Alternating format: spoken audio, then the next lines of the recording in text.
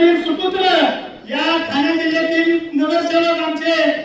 कसे साहेब ज्या वेळेस सातारा जिल्ह्यामध्ये त्यांनी संपर्क प्रमुख पद भूषवलं त्याच्यानंतर सर प्रत्येक तालुक्यामध्ये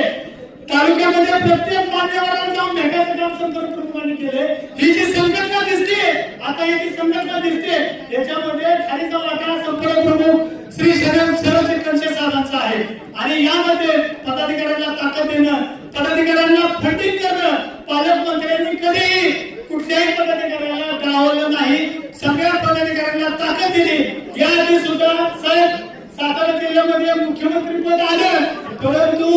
जे तुमच्या काळात मुख्यमंत्री पद घोषवलं गेलं